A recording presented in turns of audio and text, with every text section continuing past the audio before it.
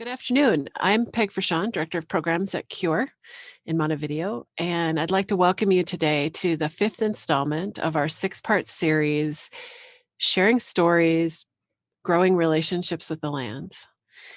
And today we have Carrie Redden, and Carrie is joining us from Chokio, from 12 Tells Farm. And I'm going to tell you a little bit about this project. So the Sharing Stories series grew out of a partnership that was produced as part of the We Are Water West Central Minnesota project this past year. And our shared goal with the series has been to amplify stories of those people who are using conservation practices and that have important regenerative qualities while reducing the impacts of climate change. These practices generally improve soil health and water quality. They grow deep connections with the land and those who came before them. These stories are from practitioners, people with their boots on the ground and dirt underneath their fingernails. Together, these storytellers are from a varied backgrounds, cultures, and generations. We're at a critical moment where we need to hear perspectives from path builders who are catalyzing change for themselves and for their communities. With each of this series, we start out with a little introductory video that was filmed by one of our partners and collaborators, Brian DeVore from Land Stewardship Project. Last year, this time, he went out and met with all of the different participants, and he shot video footage of them out on the landscape in their natural environment so that when we did this series, you'd get a chance to really see them in their element. So I'm going to share my screen with you, and I'm going to start with this video.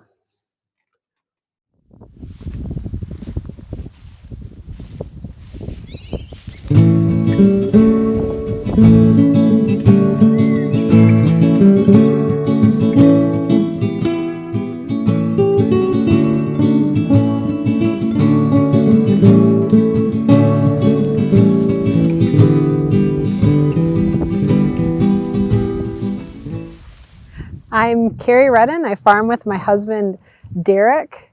We're in Stevens County in west central Minnesota near Chokio, and our farm is named 12 Tales Family Farm. We are a certified organic dairy farm, and we milk 35 cows and raise our replacements. We also raise a little bit of beef, chickens, and eggs on our farm. We're a pasture-based dairy, so the cows are out grazing about 7 months out of the year, and then we also outwinter the cows. Yeah. So Derek and I are beginning farmers for sure. We got into farming as a hobby, as just when we became more interested in where our food was coming from and wanted to have a little more control over how it was produced. When we really made the jump from hobby to more of a job, I suppose, was after we got involved in Land Stewardship Project's Farm Beginnings course, and then followed up with the Journey Person mentorship course. So despite the fact that Derek and I are very much first generation farmers, we farm on a farm that has been in his family for, he's the fourth generation, so over 100 years. The farming skipped a generation in the 80s when my husband's mom and her sisters moved off the farm, and Grandma and Grandpa rented out the farm to the neighbors for 30 years. And so the farm was going to go away when Grandma was ready to move to town because no one else in the family wanted anything or didn't want to be on the farm, and we didn't want to see that happen. So we're here trying to make a go at it. So we're a pasture-based operation, and we rotationally graze our cows. We do pretty intense rotational grazing in that we move the cows every 24 hours, and we try to extend the grazing season as long as we can, up to 7 months out of the year here in Minnesota. The biggest benefit we see to that is to managing soil health on the farm. So we like to keep a permanent vegetative cover on the land as much as possible. to use perennial crops where we can, and then to use the animals to harvest the crop, as well as distribute the fertilizer, manure inputs. We're really looking at increasing the organic matter in the soil so that the soil is going to be able to retain water better.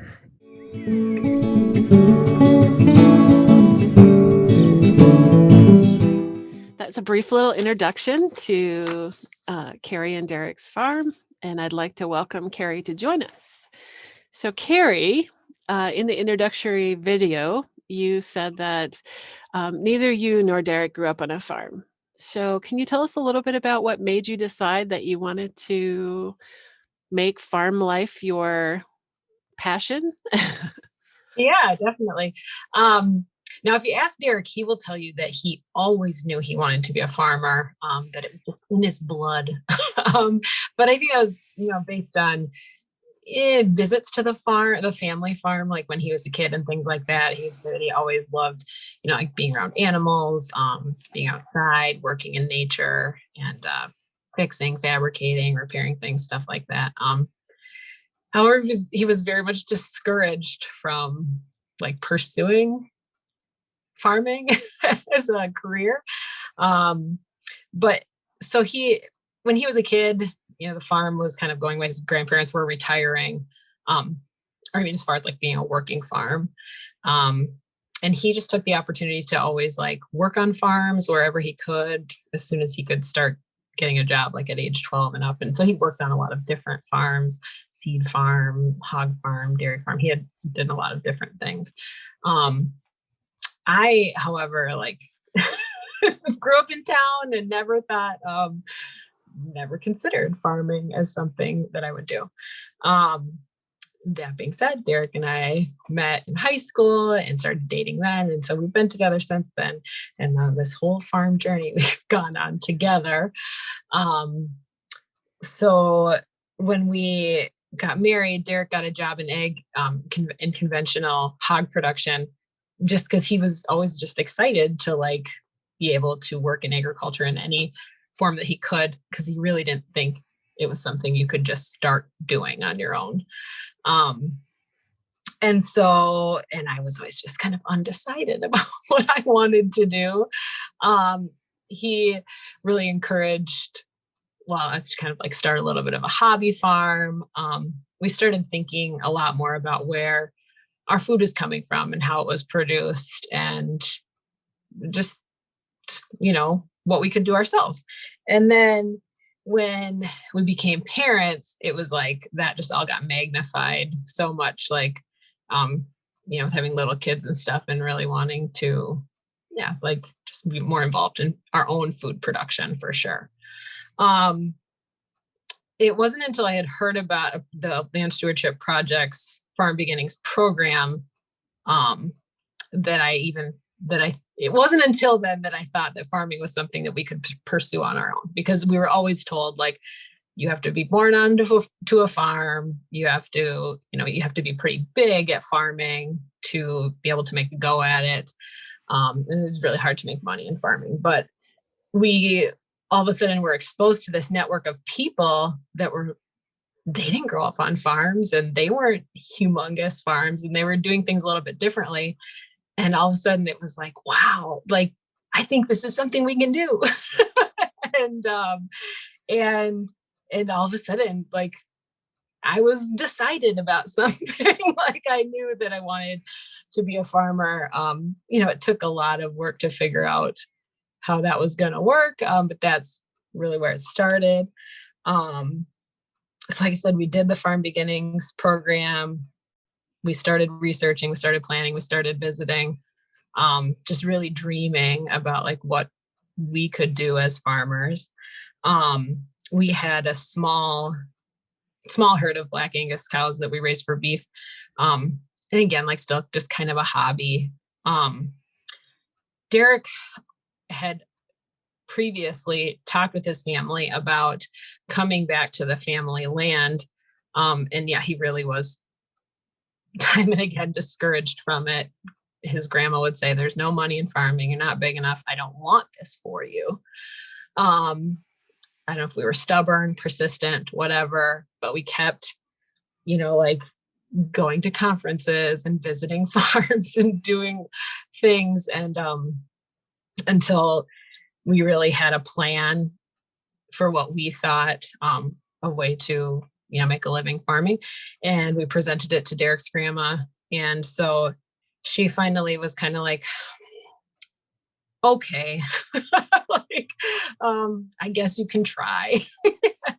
And so we ended up out here when at age 8, so it wasn't until she was 86 years old in 2013, she needed to move off the farm, that she was finally like, okay, because, we didn't know what was going to happen to it otherwise. And so in a way, like, we had done a lot of planning off farm, but in a way also we were kind of thrust into it. And so, yeah, we've been here since 2013, and it was in 2015 that we had really committed to this plan of organic dairy and started that road. When we were talking earlier in the week, you shared with me how the organic dairy dream became a reality. I think you mentioned you hosted a field day on your farm. You want to talk a little bit about that and share that part of your journey? Yeah. And so I think that was in 2013. Maybe somewhere in there, but maybe 15. We had hosted, a transition workshop on our farm. It was basically kind of just like a troubleshooting transition field day about like the challenges of transitioning land from conventional to organic production. And I don't know, we were able to do some really good networking at that field day. We ended up making a really good connection with Brad Hines, who is the lead dairy scientist at the West Central Research and Outreach Center, which is part of the University of Minnesota over in Morris. And we were able to connect then. So they have conventional and organic dairy herds. And it's a pasture-based system research farm, and they sell their organic milk to Organic Valley. And it was at that point then that we were able to connect with Organic Valley, sign a contract with them, start a transition plan with them to eventually get on their milk truck. So getting on the milk truck route also has presented some challenges over the years. Can you talk a little bit about that? Yeah, so it was in 2015 when we signed our contract with them, and they came to us because there was a high demand for the organic milk, and they wanted us, and it was very exciting. And so the transition process to being certified organic is 3 years. So it wouldn't be until 3 years later in 2018 that we would be able to organically market our milk. And by that time, there was too much organic milk, and that shouldn't be a huge issue. I mean, it was discouraging in that we didn't have our organic market right at startup. But for an organic farm, there's nothing about the milk that's any different that it shouldn't be able to be sold into the conventional market. And so we were told, like, it'd be no big deal. You sell your milk conventionally until we are able to take it on the organic truck. And we then at the time were told that our farm was too small for a truck to stop. So yeah, we are very close to big dairy farms, big conventional dairy farms. We're just 2 miles off of a route where multiple trucks go by in a day. But yeah, we were told too small of a farm to stop. So we had to dump milk until we were able to get onto the organic truck, which is just like really crushing. I mean, I knew that's the nature of the industry, but it was really crushing to know that that's not an option for any startup farm. So really the thing that saved you not only was your perseverance, but the fact that you both in addition to trying to get started as an organic farm, you both had to have off-farm employment to get you Oh, through this time, right? And so sometimes I think people idolize or they romanticize becoming farmers and think that they don't, they're not going to have to work other jobs, but that really isn't the case for you. Do you want to tell us a little bit about your story there? that was very much me. I was going to these farm meetings and saying like, okay, I'm going to be a farmer. So when can I quit my job? Like, where is the plan? How many years do we do this? And we've had a plan for that has adjusted and changed as we've started. Unfortunately, like we absolutely would not be able to do this without off-farm income for us during our startup here. There's no way. And so that's a challenge, but it's also like very necessary and responsible. I feel like that we have kept our off-farm employment during this time. So one of the things that you're still doing, right? You're not working off farm any longer, correct? But your husband, I work part. Oh, you do. That's right. You said you did work part-time. So being able to still, have that size farm that's manageable and regenerative and responsible, right? And still being able to do what you love, but then also being able to support your family has been a compromise and a lot of energy to do that. When you think about this way of life, farming and working the land, what are some of the things that you feel have been the benefit for your family besides being able to produce your own food? Like, what has it meant to have your kids growing up on the family farm? And I think that's all I'm going to say. I'm going to let you. I don't want to steal your lines. I don't want to give away your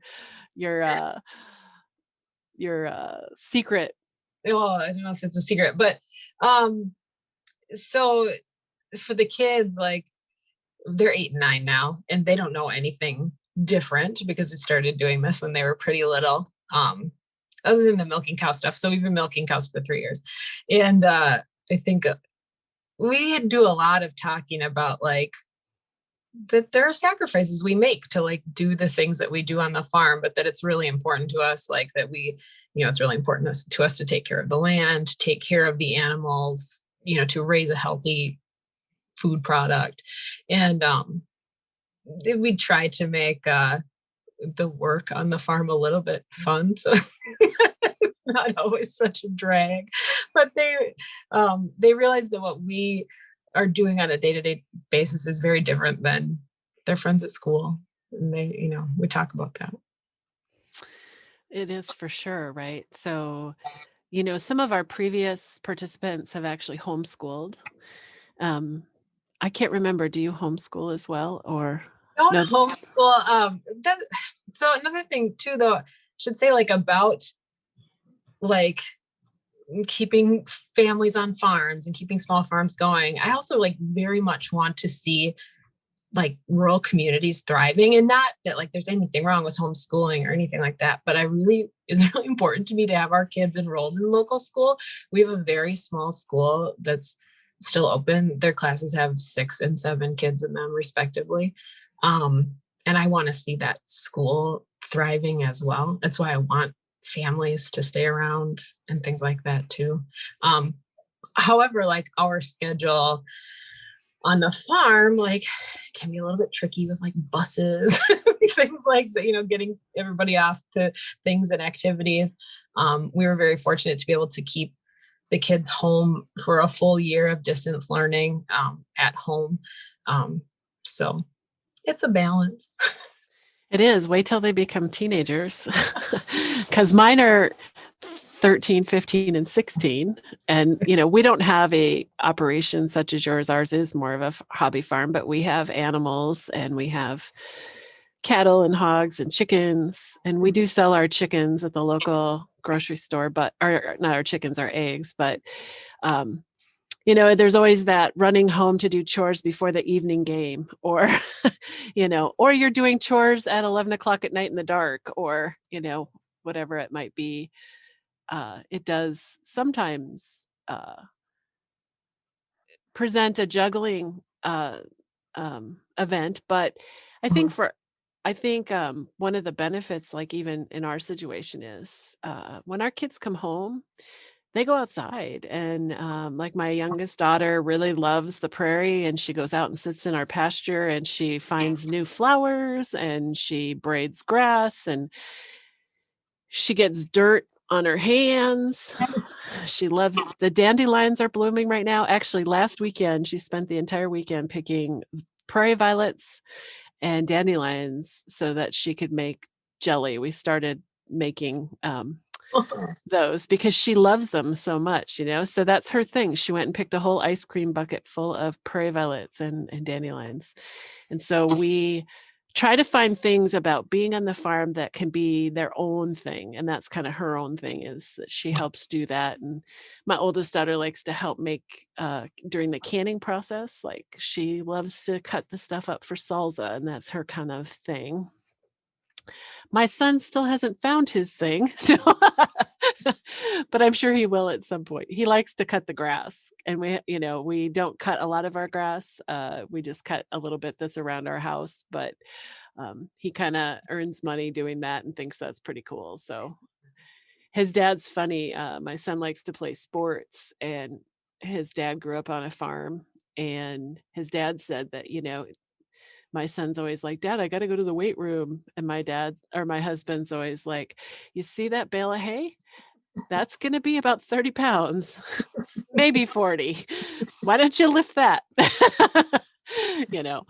So I think that there are super benefits of kids growing up out in nature and going outside and listening to the birds, and, having that ability just to be in their own element and not worry. Like, as a parent, I don't have to worry about them getting hit by a car. They can ride their bike and, all that kind of stuff. I like that. And I think the benefits of being able to feed your kids good whole food is also really important. So I would agree that that's super important.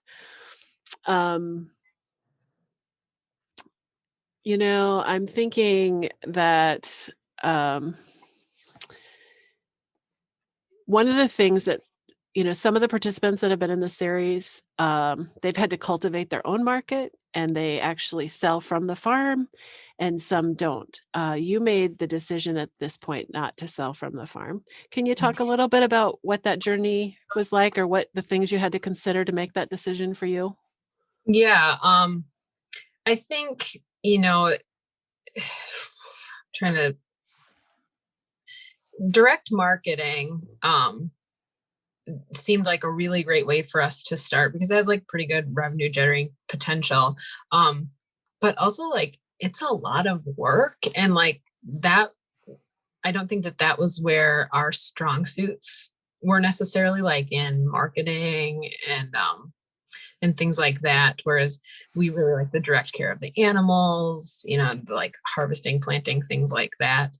And so for us to be able to kind of, like, outsource the marketing part of things for us right now, it makes sense for how we should direct, like, our time and things like that. Direct marketing became especially hard when we were talking about, like, meat products and things like that, because of, like, processing facilities. Like, we were raising 300 chickens a year, and we were doing all of our own processing and everything. And when we wanted to try to outsource that, there is nowhere to do it. So that's discouraging. And like, even with marketing beef and things like that, it's challenging. Like, we still drive over 60 miles for processing. And then now it's a huge challenge, of course, to, like, get in for processing appointments since COVID and things like that.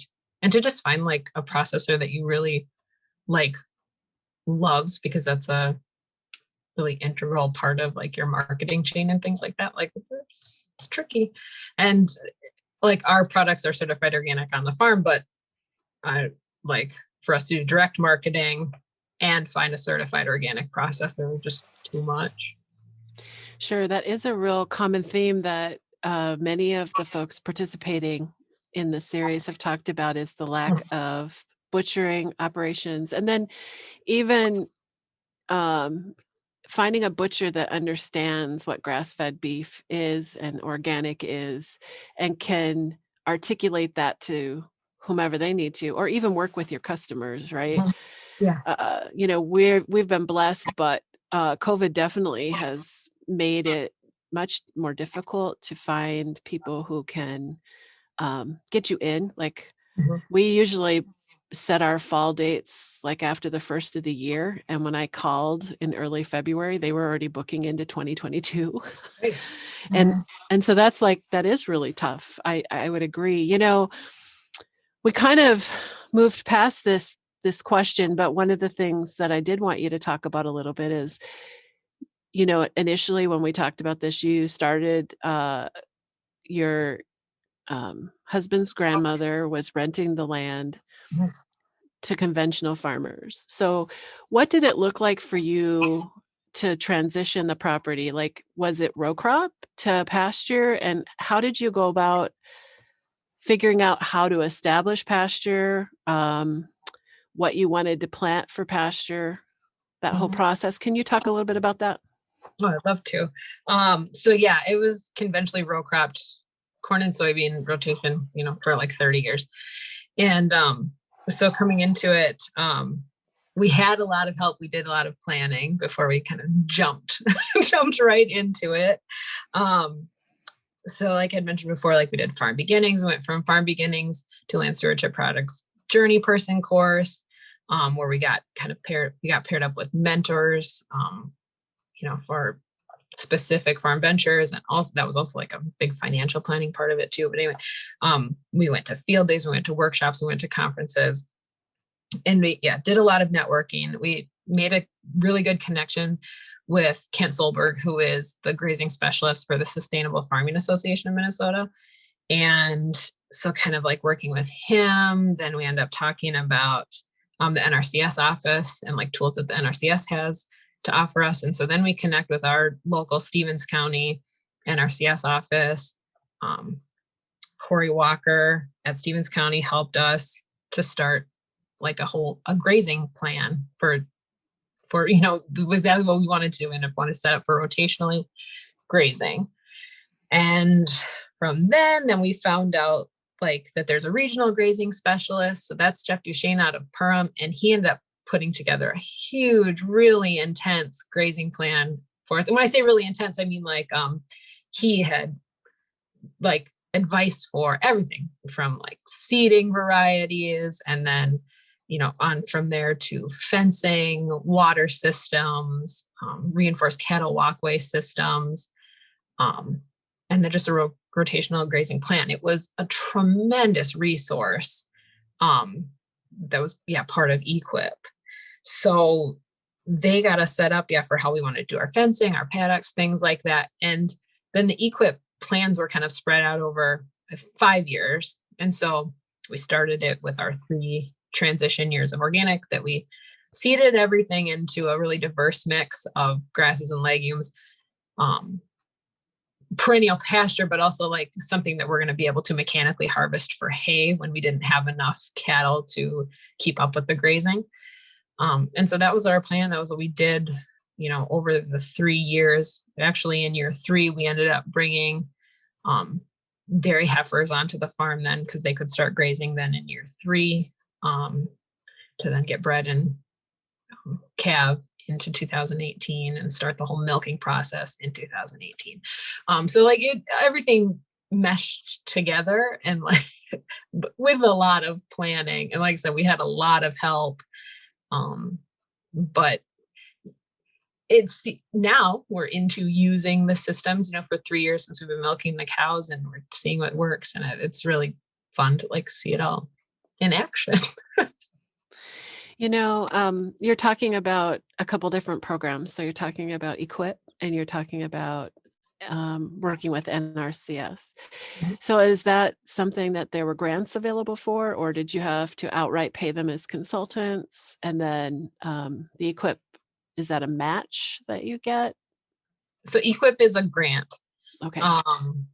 And so there's just certain different payment plans for different practices that you put into place. And so like we did a lot of the fencing ourselves, but I mean, it's set up to be a cost share program. So, and depending on how much work you're able to do yourselves versus what you need to hire out, that can, it just, each farm is going to take it in a little differently. So another question I have for you is, you talked about getting a lot of help setting up your pastures, but was there somebody that helped you figure out what kind of cows were going to be the best cows for you for dairy? And what do you actually have on your farm? Yeah. So well, I should also say, we connected, with Brad Hines at West Central Research and Outreach Center. And we modeled a lot of our systems on our farm after their system. It just made sense, like their pasture-based system. That's what we want to do. And so we wanted to have cows that are going to perform well on pasture and a grass-based system. We have all crossbred cows. And so actually, like, we established our herd from that University of Minnesota herd. We bought crossbred heifers and then and did buy some milking cows from there as well. They're 5-way cross. So, and it's working well for us. Good. So related to your relationship with Organic Valley, have you been working with them for like 6 years now, or? Well, I mean, in a little bit of a capacity, but like we've been selling our milk to them now for 3 years. And how is your relationship going for the size of operation that you have? Good. Like, I'm so happy working with Organic Valley and the co-op. It is a co-op. And the average size of their farm is, I believe, less than 100 cows. We're on the smaller end, and also like we're trying to build our herd up as well. But yeah, we're right now, like in that video, our milking herd is 35. We're up to 42 now. And I mean, we hope to be, I'd like to be around 50, milking 50 cows. And then that would ideally be like a one-person full-time farm income. It's the plan. Well, it's good to have a plan. It's also good to be flexible, because we know that there's a lot of things that are out of our control. Right. But I think it's good that you know about what the right size is for your family operation and what you can manage, because I think that's really important. The work that we do at Cure, what we're most interested in, we're interested in a lot of things, but the thing that we're really looking at right now is the intersection between soil health and climate change.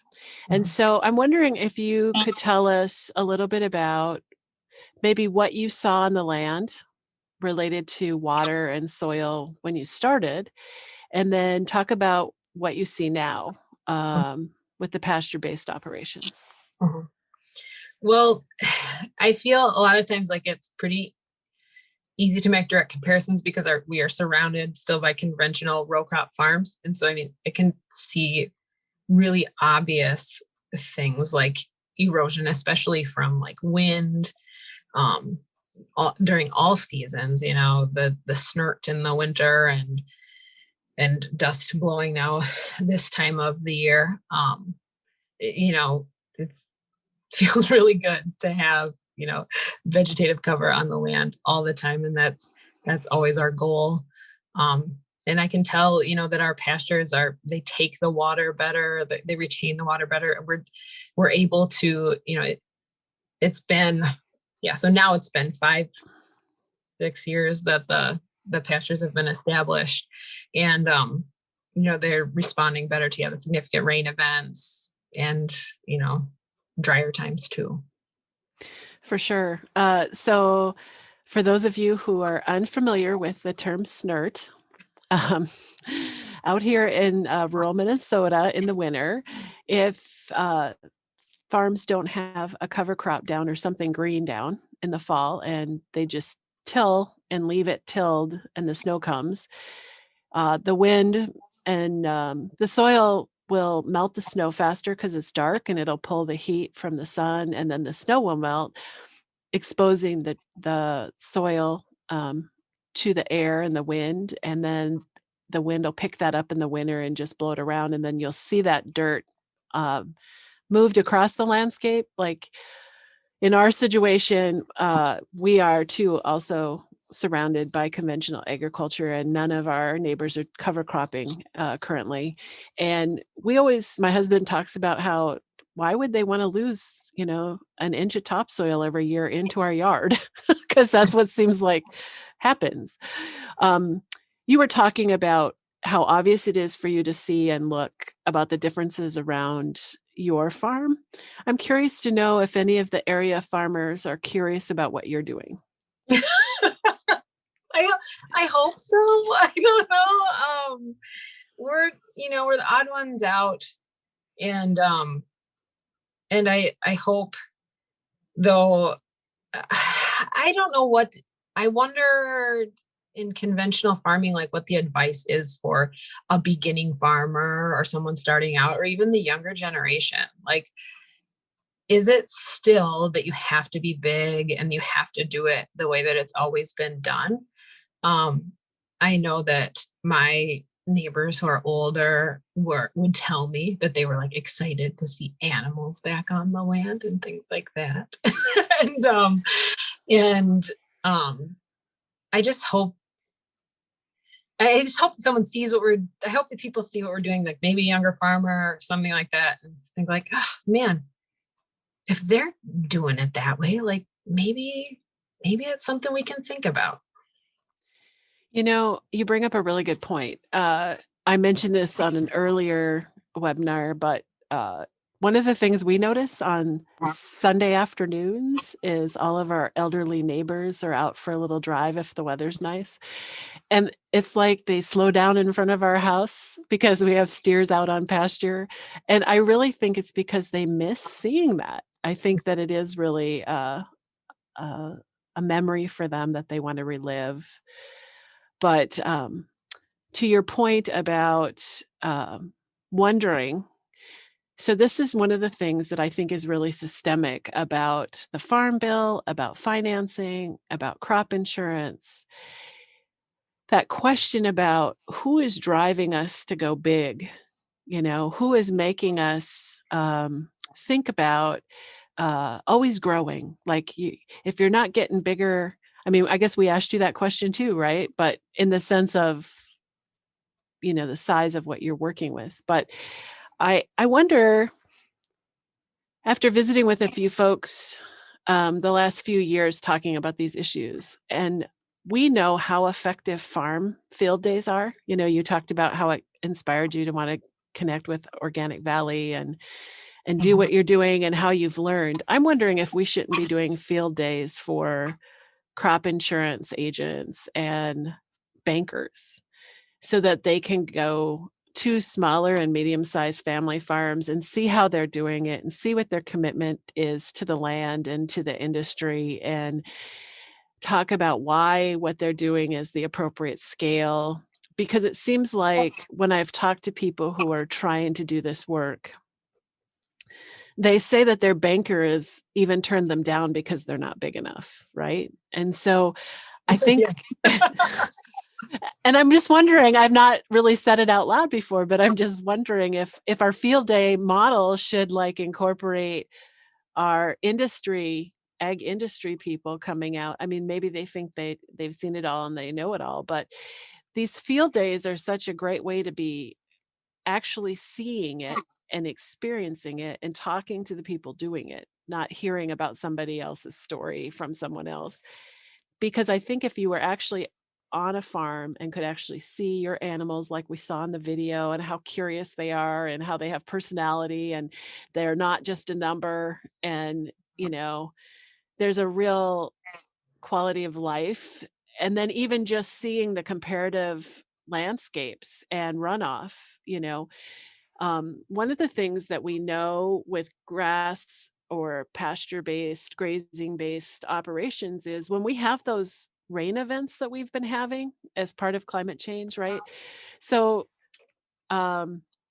grass grazing pastures have the ability to go longer periods of time without water if they need to, because they've got a lot more organic material that can hold water, right? Or pull it from the lower levels because the root systems are more established. And then when we have these crazy like 2 to 4 inch events in like an hour, they can hold the water or absorb it more quickly and then hold it, which I think is really key to the durability of the landscape as well, and just being able to know that the grass is going to make it through the hotter, drier times. We have a few questions in the chat if you're open to that. We have a question that says they're curious about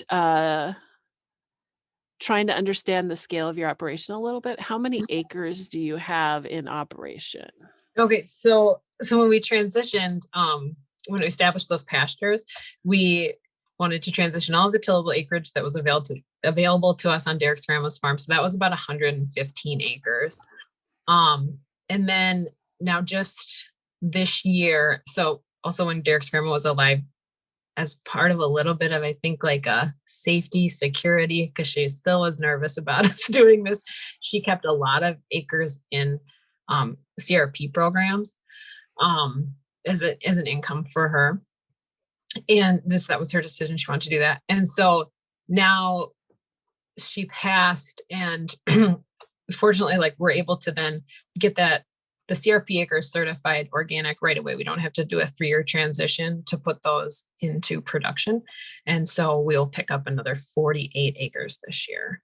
But yeah, the pastures are 115 acres, and we do end up buying a lot of off-farm feed still. And so that's a challenge too. Like, as we decide the scale of our operation, like what makes sense, it's really hard to find like good quality and affordable certified organic feed, whether it be like hay or grains, locally. We pay a lot of money to truck feed and stuff like that. So we kind of decide we're really doing a balance of like how self-sufficient we can be on the farm producing our own feed, and to not have to source that off farm, to just kind of figure out what sides make sense for them. That is true. But happily, I think there's more and more growers that are converting to organic in our area, because we're finding it a little bit easier. I think our challenges were really about equipment, right? Because we're so small, we don't have big tractors. We don't have, so some of the people that grow organic are for the bigger dairies. They have the big bales, and we don't, we've had to buy them in the past, and, rely on our neighbors' kindness to come over with their tractor to move some stuff for us on occasion. And finding someone who does small bales for us, because we're way smaller than you are, but was really a challenge. But it takes time for them to trust that you're going to buy a certain amount every year. So if they produce it, they have a market for it too, and they're not sending it to a wholesale auction. I think that's important. So as we look at all you've shared with us today, I'm going to ask you that proverbial question about, like, if you were to start over, like right now, are there some things you wish you would have known before you jumped in with both feet? I don't know. That's so hard, because I'm a planner, but I would plan things to the end to never jump in. Because if I didn't know that things were going to go exactly right, I wouldn't want to do it. So that's where Derek and I are we balance each other out, because he's like, well, if we're not going to do it now, then when are we going to do it? And if not us, then who? And to that end, like, I'm so glad that like we did things when we did. When the kids were little, I was probably like, what were we thinking doing this when they were little? But, now they can help, and like they want to help, and they got to grow up seeing it. So like, I'm really glad about that. I don't know. It's hard. I said, I want so badly to see families stay on farms or small farms start and exist. And I don't have like the exact recipe for how to do that. And that's what's hard for me too, is because I want the outline, I want the plan. This is how you should start your farm. This is how you should do it. And it will work if you do it this way. And what I've had to accept is that doesn't exist. Like maybe there's a recipe, but it does not work on every farm and in every situation, that you have to be willing to adjust and flex and things like that. So just probably the biggest advice to anyone starting out, or if I had to do it over again, to just keep an open mind, like work on mindset, to not think that there's only one way to do things. Probably the biggest thing. Sure. I probably didn't mention this earlier, but if you would like to ask Carrie a question, or if you have a question, you can put it in the chat, and we have probably time for 2 or 3 more questions. I was going to say, regarding your answer, Carrie, to the last question, it seems like, I mean, you alluded to it a little bit before about having to convince family members that you wanted to do this, but were there other people that you had to convince to do this the way that you're doing it, the way you've chose to do it, besides you and Derek? Like, did you have to convince? Sometimes I even think, like, when we've invited people to come out to our operation, you think by inviting folks out, they're gonna like be encouraging you. But we've actually had people come out to our farm and go, wow, this is a lot of work. Why are you doing this? Yeah. And so, like, are there others that you have felt like you wanted to convince, or are there people that you felt like you didn't need to convince, but they weren't really helpful in your process either? Well, we got a lot of, you want to be a dairy farmer? Like, oh, why would you want to do that? That's so much work. We definitely got a lot of that.